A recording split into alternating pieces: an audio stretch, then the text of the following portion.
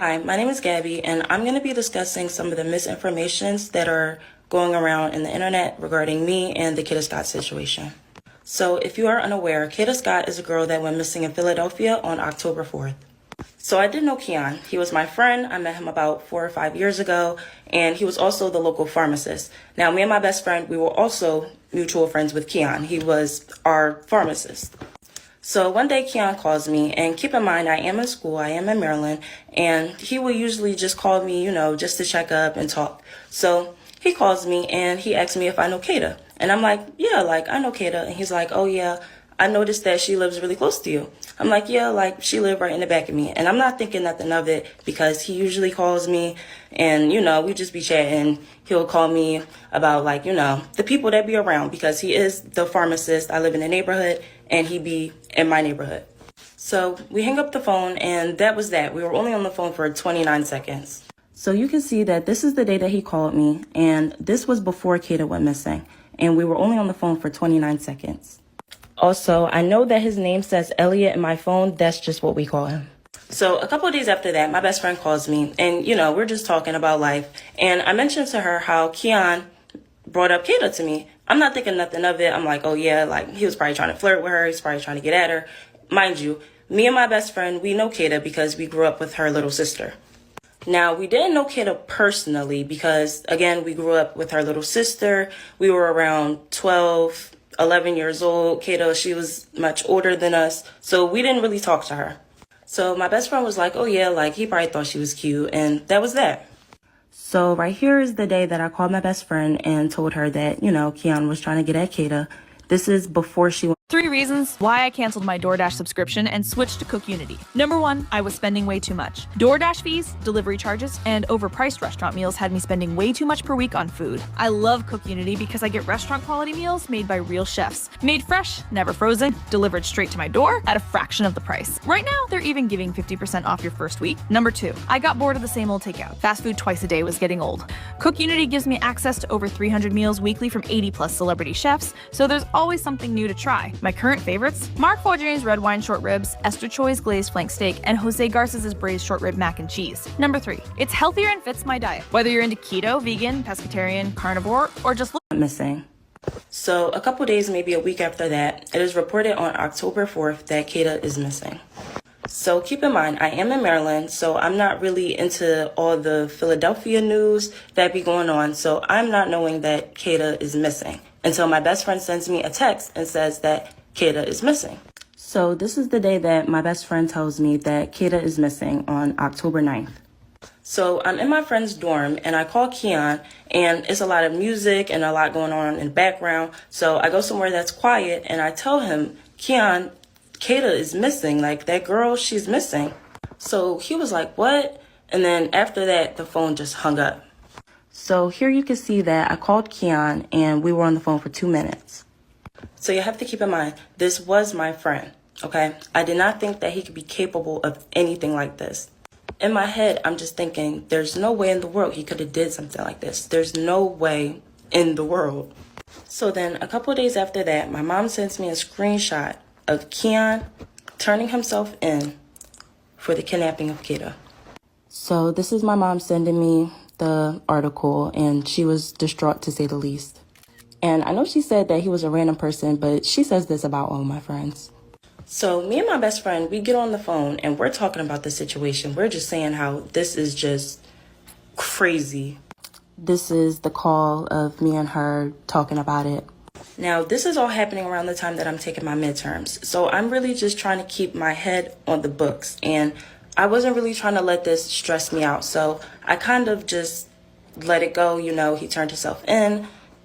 It's not really much to say or do anymore. So a couple days after that, me and my best friend get on the phone and we're basically just, talking about the KADA situation. And she says that she thinks that I should call the cops. So she was basically saying that she thinks that I should call the cops and tell them that Keon was, asking about KADA.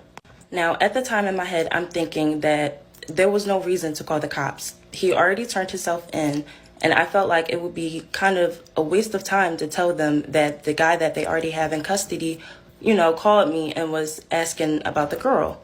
And me personally, I'm not a cop caller. Like I don't call the cops. That's just the way that I grew up. That's what I was around. They will always tell me, you don't call the cops. So I just felt like, the information that I had and the fact that, I'm just not really a cop caller, it wouldn't make sense for me to call the cops. So then my best friend tells me, well, if you won't call the cops and tell them, then I will. And then she basically tells me that she doesn't want to be friends with me anymore because I won't call the cops. And I told her, that's completely fine. I just don't want any involvement. So then we hung up the phone, and then I believe she called me again with the police on the other line. So you can see, I told her, I'm sorry, I'm not talking to the cops.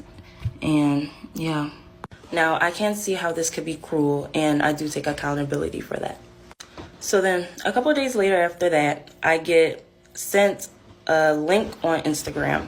And the link was basically my best friend going live, just talking about the situation, saying how I was weird for not going to the cops. And people in the comments were just coming up with their own narratives about the story. And it just got way out of hand, and it just spiraled. So you can see somebody sent me the link of the live, and still to this day, I have not watched the full entire live. Then people just started asking, who is Gabby? What's the connection? And, she told people that I was in Maryland for school, and it was just a whole entire thing. So, of course, I was angry and I was confused because what is going on? So I text her, I tell her that, that was weird. And yeah. Then I started seeing posts of people saying that they think that I set Kada up, and that why wouldn't I go to the cops, and that I was just suspicious and all of this stuff. And this was never the case.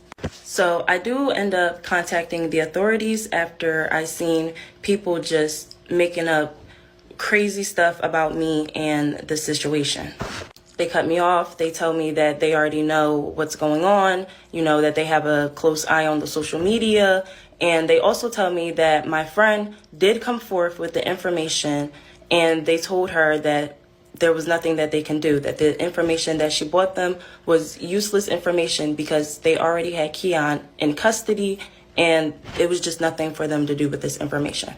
They told me to contact them only if I had anything that could lead to finding Kada, because that is their main priority.